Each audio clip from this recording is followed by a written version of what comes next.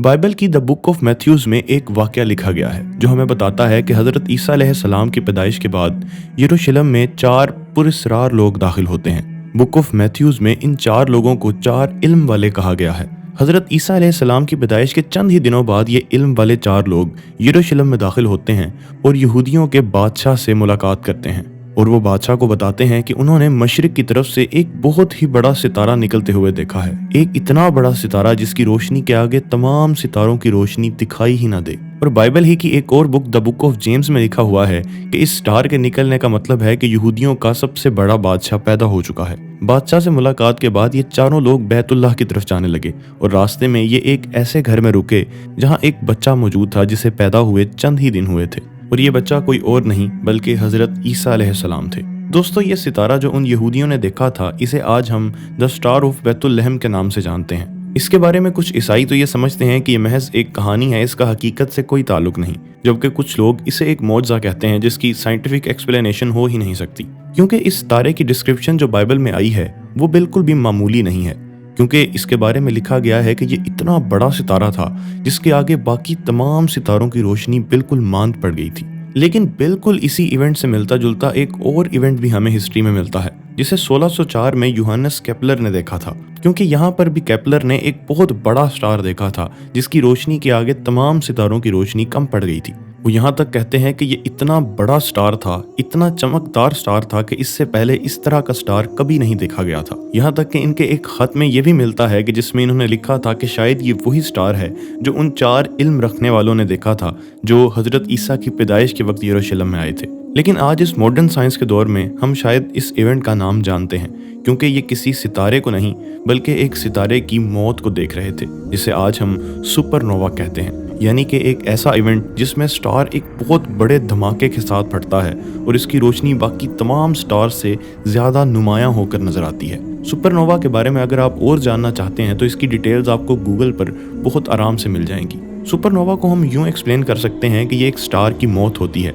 जब स्टार अपने ही ऊपर कोलैप्स करके एक धमाके से फट जाता है और ये धमाका इतनी ज़्यादा एनर्जी पैदा करता है जितना हमारा स्टार यानी कि सूरज अपने पूरे लाइफ टाइम में जितनी एनर्जी पैदा करेगा। पूरे यूनिवर्स में सुपरनोवा हर वक्त होते रहते हैं लेकिन हम उन्हें देख नहीं सकते। हम देख सकते हैं तो अपनी गैलेक्सी में होने वाले किसी सुपरनोवा को जो कि सदियों बाद ही कभी होता है, और जब भी ये होता है इसे लोग दिन में भी देख सकते हैं क्योंकि इसकी लाइट बहुत ज़्यादा होती है। इसी वजह से बहुत से ईसाइयों का यह भी मानना है कि उन 4 इल्म वालों ने ऐसा ही कोई सुपरनोवा देखा था जिसके बाद उन्होंने ये अंदाज़ा लगा लिया कि शायद कोई बहुत बड़ा वाक़या होने वाला है, क्योंकि उस वक्त सुपरनोवा के बारे में कोई नहीं जानता था। कोई ये नहीं जानता था कि सितारे अपनी मौत के वक्त फट कर ख़त्म होते हैं। लेकिन सुपरनोवा के बाद उस स्टार की जगह आखिर क्या बचता है?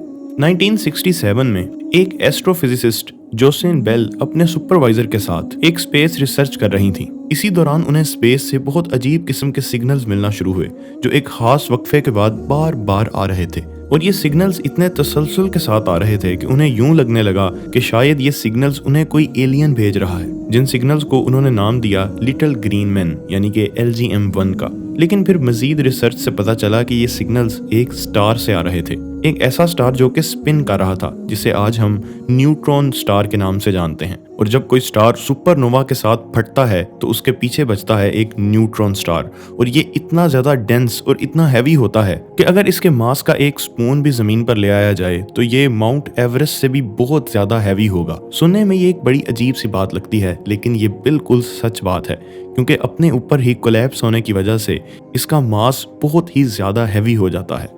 इसके अलावा इस स्टार के इर्द गिर्द एक बहुत स्ट्रॉन्ग मैग्नेटिक फील्ड होती है, और जब ये स्टार रोटेट करता है, घूमता है, तो एक ऐसी रेडियो वेव जनरेट होती है जो स्पेस में घूमती रहती है। और अगर ज़मीन पर कोई इस रेडियो वेव को कैच करे कि जैसे ज़मीन पर बार बार सिग्नल्स आ रहे हैं, और इसकी इसी रेडियो वेव्स की वजह से जो कि किसी पल्स की तरह बार बार मिलती है, इसे पल्सर का नाम दिया गया। लेकिन ये बात जो आज जदीद साइंस की मदद से हम जानते हैं ये 1400 साल पहले एक किताब में कैसे लिखी गई थी। एक ऐसी किताब जो वक्त गुजरने के साथ साथ अपने राज और ज़्यादा खोलती चली जा रही है, यानी कि कुरान पाक।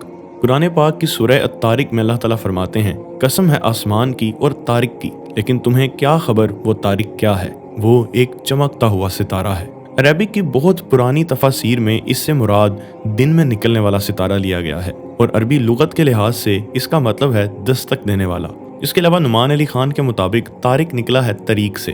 तरीक यानी कि कोई रास्ता, कोई सड़क जिस पर कोई लोग चलते हों और जहां कदमों की आवाज एक रिदम के साथ आ रही हो, बिल्कुल उसी तरह से जिस तरह कोई दस्तक दे रहा हो। यानी कि हिस्ट्री में इसके दो ही मतलब मिलते हैं, एक सुबह को निकलने वाला सितारा और दूसरा दस्तक देने वाला। यहाँ हमें पल्सर स्टार को थोड़ा और समझना पड़ेगा। पल्सर स्टार स्पेस में रेडियो मैग्नेटिक वेव्स फेंकता है, लेकिन हम अपनी आंखों से रेडियो वेव्स को देख नहीं सकते, लेकिन उन्हें साउंड वेव्स में कन्वर्ट करके उन्हें सुन जरूर सकते हैं। और पल्सर स्टार के जो सिग्नल्स हमें मिलते हैं, अगर हम उन्हें रेडियो वेव्स से साउंड वेव्स में कन्वर्ट करते हैं तो उसकी आवाज़ बिल्कुल इस तरह की होगी, जिसे अभी हाल ही में रिकॉर्ड किया गया है एक पल्सर स्टार के थ्रू, जो कि कुछ ऐसी सुनाई देती है।